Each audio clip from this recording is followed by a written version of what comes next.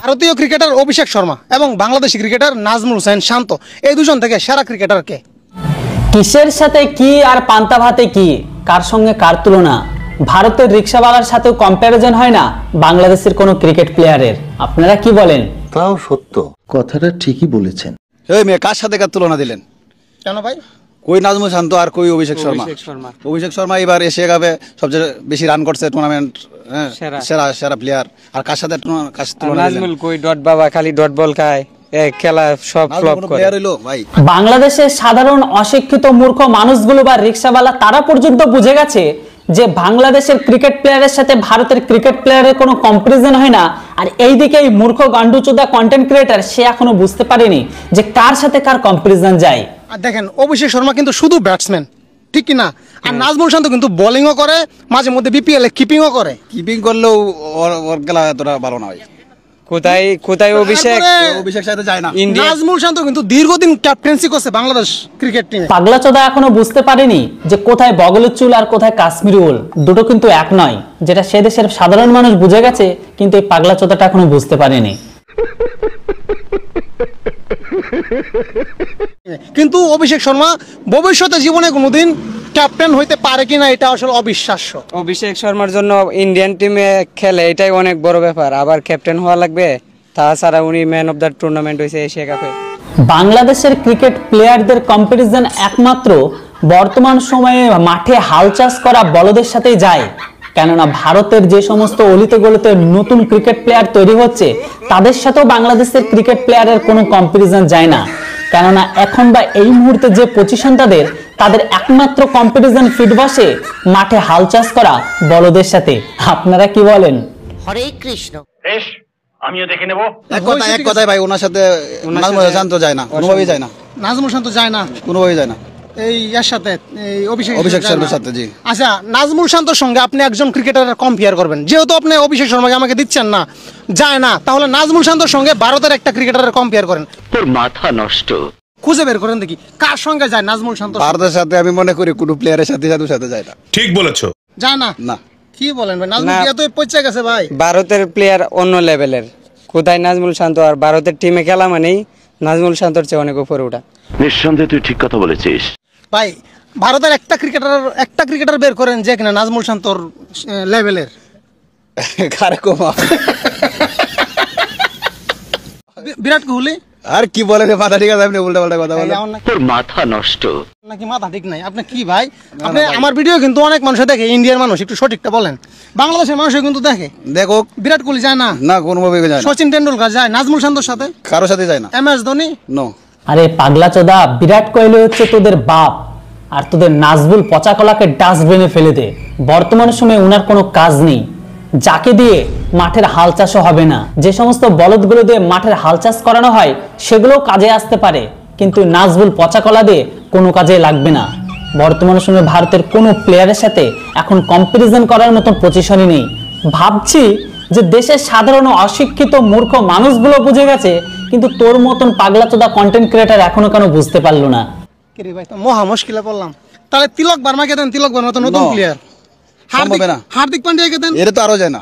Hardik classic allrounder player. আচ্ছা, হার্দিক নাকি classic, ওইদিকে একজন ভাই আছে, ওনার সাথে দেখি। ভাই বলছি, আমরা জানি সাধারণ মানুষের বুদ্ধি ব্রেনে থাকে। আমার তো মনে হয় তোর ব্রেনে পদ আছে, আর তোর ব্রেনটা রয়েছে পদে। সবাই যখন ব্যাপারটা বুঝতে পারছে, তোর মতন কন্টেন্ট ক্রিয়েটার আবালচোদা কেন বুঝতে পারছিস না বলতো? বাংলাদেশের ক্রিকেটার নাজমুল শান্ত, অলরাউন্ডার নাজমুল শান্ত, বোলিং ব্যাটিং কিপিং সবই করে। ওনার সাথে ভারতের একজন ক্রিকেটারের কম্পেয়ার করবেন, মানে লেভেলের একজন ক্রিকেটার বের করেন ভারত থেকে। ভাই আসলে সত্যি কথা বলতে, বাংলাদেশের যে নাজমুল হোসেন শান্ত, জি, উনার কথা বলতে গেলে মানে উনার সাথে তুলনা করার মতো প্লেয়ার নাই। কথাটা ঠিকই বলেছেন। বাংলাদেশেই নাই, ভারতে কোত্থেকে পাবেন? ভারত তো টপ অফ দ্য টিম। সত্যি 100% সত্যি। বিশ্বের মধ্যে টপ অফ দ্য টিম ভারতের কোন প্লেয়ারের সাথে নাজমুল হোসেন শান্তকে কম্পেয়ার করার মতো যায় না, কম্পেয়ার হয় না। সঠিক বলেছেন। ভারতের কল ক্যাপ্টেন কাকে বলা হয় জানেন? না, আমরা হয়তো MS ধোনিকে বলা হয় কোল ক্যাপ্টেন। তো আমি মনে করি বাংলাদেশে যদি কোনো কোল ক্যাপ্টেন, কোল কিপিং, কোল ক্রিকেটার থাকে, সেটা নাজমুল শান্ত। চল আমি মনে করি, আমি অনেক ভিডিওতে কম্পেয়ার করি MS ধোনির সঙ্গে, তো MS ধোনির সাথে নাজমুল শান্তর যায় কিনা একটু ভাবে যদি বলেন। কোথায় আগরতলা, কোথায় উগারতলা ভাই? ভাই এটা কি বললেন? কোনটা তুলনা দিতেছেন? কোথায় আগরতলা? আমরা হয়তো বা বাংলাদেশি, ইন্ডিয়ান অনেক ক্ষেত্রে দুর্নীতি করে, ক্রিকেটের ক্ষেত্রে দুর্নীতি করে, আবার অনেক কিছু গাদ্দারি করে, এজন্য ইন্ডিয়ার প্লেয়াররা কিন্তু খারাপ হয়ে যায় নাই। তাও সত্য। ইন্ডিয়ান বোর্ডটা এরকম করে, কিন্তু ইন্ডিয়ার যে প্লেয়ার গুলা, তাদের যে এবিলিটি, খেলার যে একটা মানসম্মত গুণ, এটা বাংলাদেশে কোনো প্লেয়ারের নাই। একমাত্র সাকিবুল হাসান ছিল, তুলনা করার মতো সাকিবুল হাসান ছিল। সাকিবুল হাসানও বর্তমানে বাংলাদেশে নাই, উনি তো খেলা থেকে বর্তমানে অবসরে প্রায়। আজকে যদি আপনি সাকিবুল হাসানের সাথে কম্পেয়ার করতে চাইতেন ভারতীয় কোনো প্লেয়ারে, তাহলে আমি বলতাম কেসটা তুমি ধরেই ফেলেছো। স্যার আপনি একটু বাইরে গিয়ে আবার ঢুকেন, আমরা আপনাকে দাঁড়ায় সম্মান করি। আচ্ছা, তাহলে কি ভারতে কি নাজমুল শান্তর কম্পেয়ার নাই?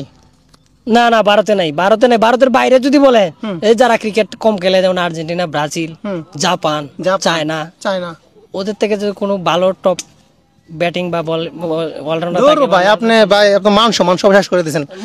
আপনি ব্রাজিল ফুট ক্রিকেট খেলেনি মিয়া, ওর তো ক্রিকেটই খেলে না। নাজমুল থেকে ভালো প্লেয়ার আছে, নেপালে ভালো প্লেয়ার আছে নাজমুল শান্ত থেকে। দৌড়ু ভাই বাদ দিলাম। অ্যাকচুয়ালি তোদের যতটা মূর্খ ভাবতাম, তোরা কিন্তু ততটা মূর্খ না। কেননা লাস্টে হলো তোরা ঠিকই বুঝিস যে তোদের অরিজিনাল আব্বু কোনটা আর তোদের বানানো আব্বু কোনটা। নাই কোনো মিসাইল, নাই কোনো ঢাল, আছে শুধু দুর্নীতি আর দ্বন্দ্ব চিরকাল। মিসাইল না থাকলে বা কি হবে? কেননা দেশে রয়েছে হাজারো হুজুর আর রয়েছে হাজারো মাদ্রাসা, যুদ্ধের জন্য এগুলো যথেষ্ট। মিসাইল ইসলাম গ্রহণকারী ব্যক্তিদের কাছে ফেলিওর। নাই কোনো বিজ্ঞানী, নাই কোনো গবেষণাগার, নাই কোনো ব্যবস্থা আকাশ প্রতিরক্ষা। 4 দিনে কলকাতা দখল করে নেব, 7 দিনে দিল্লিতে কালিমার পতাকা উড়াবো। এই সমস্ত কথা বলা চাচাগুলো আজ কোথায়? তারা কি আদৌ বেঁচে আছে না কবরের তলে ঢুকে গেছে?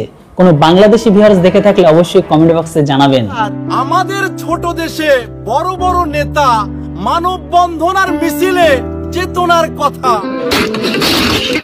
হঠাৎ যদি একটা মিসাইল উড়ে আসে আমাদের দেশে, জয় বাংলা স্লোগান দিয়ে কি বাঁচতে পারবে শেষে? কি বলেন? দেশে আলেম তো আছে, মিসাইলের ক্ষমতা থেকে 1000 গুণ বেশি ক্ষমতা রয়েছে আলেমদের।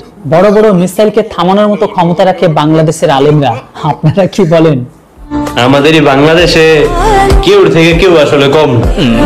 পুরুষরা যতটা বাজে খেলে, নারীরাও ঠিক ততটাই বাজে খেলে। হবে নাই বা কেন? কেননা দিন শেষে দুটোই কিন্তু বাংলাদেশি।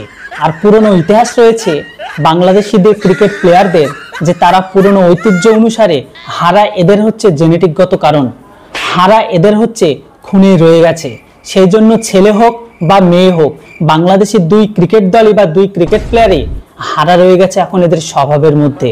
এখানে আফসোস হবার কিছু নেই, হোক সেটা ছেলে বা মেয়ে। আপনি ভাববেন যে ওরা ম্যাচ জিতে যাইতেছে, নারীরাও ঠিক একই রকম আপনারা হারাই দিয়ে সারপ্রাইজ করে দিন, মাঝখান দিয়ে ইজ্জত যায় আগে। না ঠিকই আছে, নারী পুরুষ সমান অধিকার, এটাই বাস্তব। পুরুষদের যেমন হারার অধিকার আছে, নারীদেরও হারার অধিকার আছে, তারা এই অধিকার রাখে। কথা বোঝেন নাই? প্রতিটা ম্যাচ হারতাছে, কিছু বলার নাই আর। জাকেরকে দেখলে সবসময় মনে হয়, মানে সে 2 বল টিকে থাকলেও মনে হয় তিনি আসলে নিজের জন্য না, দলের জন্য কিছু একটা করার জন্য তিনি আসলে এসেছেন। সত্যি 100% সত্যি।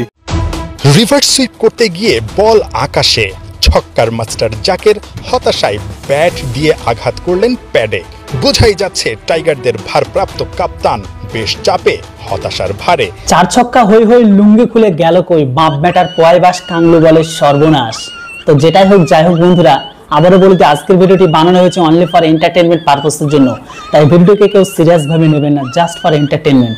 ভিডিওটা কেমন লাগলো এর উপর অবশ্যই আপনাদের মূল্যবান মতামত কমেন্ট বক্সে লিখে জানান। ভিডিও যদি ভালো লেগে থাকে তাহলে ভিডিওটিকে একটি ছোট লাইক করবেন, আর চ্যানেলটিতে প্রথমবারের জন্য হলে সাবস্ক্রাইব, কারণ আপনার ছোট লাইক কমেন্ট শেয়ার আমাকে ইন্সপায়ার করে এরকম টাইপের ভিডিও আপনাদের সামনে নিয়ে আসার জন্য।